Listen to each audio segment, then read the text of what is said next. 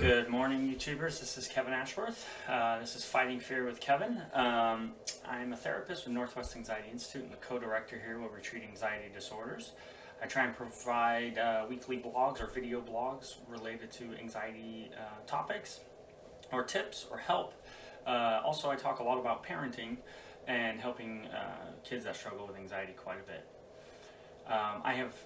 We're getting more and more people liking and subscribing to the videos, so I appreciate that, and I've received a couple emails from people telling me that these have been helpful, so that's awesome and super motivating for me to keep doing this, so thanks for taking the time to do that. I appreciate that. Today I want to talk about a very basic skill. It's called diaphragmatic breathing. Diaphragmatic breathing or belly breathing is just that, breathing from your diaphragm, and it's like the first tool you get as a therapist in your toolkit when you're in graduate school to learn how to help people. It's underestimated. Not a lot of people do it. I kind of stopped for a while suggesting it to people in therapy because I know nobody would go home and practice this, although it is very, very, very helpful. So I'm going to provide an explanation today and talk about when to use it and when not to do it. So you first have to understand what it is. So when most people take a deep breath, particularly when they're anxious, they're taking a deep breath from their chest, and you see your chest increase. So when you're stressed and your body is going into this fight or flight mode, your diaphragm, this big belly, wow, that was a Freudian slip, this big muscle in your belly that allows you to do this is your diaphragm. When that is tight or constricted, you have less room in your lungs for air. And so you get more and more out of breath. And the more you breathe from your chest, the more likely you are to hyperventilate, particularly when you're feeling very, very anxious. So that's not very good. So helping people breathe with their diaphragm is a very effective way for calming their brain. What I tell most people is really, if you think of a string from your diaphragm to your brain, holding a bucket of water over your amygdala, this really emotional part of your brain that's fired up when you're angry, when you're emotional, when you're stressed. And then when you breathe through your belly, it's pulling that string and water is hitting your brain. But it takes a little bit of practice, and so I'm going to kind of demonstrate that to you now. Let's see if I can just change this here without having to stand up again. So I always put one hand on my chest and one hand on my stomach because it allows me to know how I'm breathing. The process of diaphragmatic breathing is breathing in while pushing your stomach out.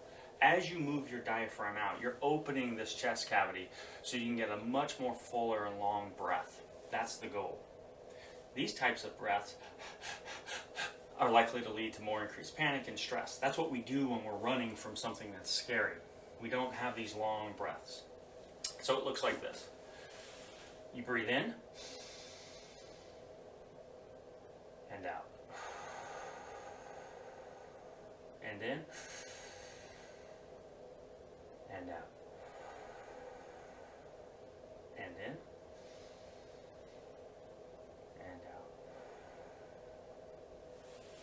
You almost immediately feel calm. It is really, really helpful. If you've never practiced diaphragmatic breathing before, give this a shot. One helpful tip is if you lay down on your bed and put a book on your belly, you can see that book moving and you can try and move it. So just think of the muscle that you work when you go to the pool, right? The one that you're totally holding in all the time so you don't get that, drop over there in the belly. That's the diaphragm. When to do this? I talk a lot about not using coping skills to manage anxiety because they kind of get you stuck in that cycle. So I don't want you to practice this every time you're feeling anxious. I want you to do this out of self-care. If you're feeling particularly stressed each day, do this when you wake up, do this in the middle of your day, do this after work, do this before bed. It takes 2 minutes per time, so we're not taking a lot of time out of your life. And this is about self-care. These are regular self-caring techniques that help keep anxiety at bay. If you only do them in response to fear and danger and stress, and they help, now you're going to rely on these every time you feel uncomfortable, and you're going to lose confidence in your ability to tolerate the stress. So diaphragmatic breathing, at least 2 or 3 times a day, every day, just as a standard rule. If you would like to use them when you're not anxious, but maybe angry or frustrated, they're also really helpful tools.